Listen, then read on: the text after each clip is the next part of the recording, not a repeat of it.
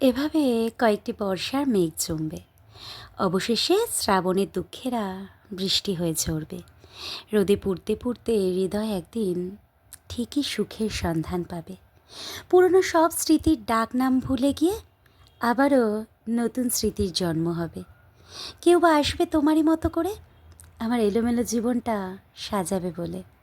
তুমি যেমন সাজাতে এসে চলে গেলে, সে সাজাতে এসে যাবে না, বরং সে শুনবে ভাঙা হৃদয়ের কথাগুলো বুকের গভীরে মাথা রেখে।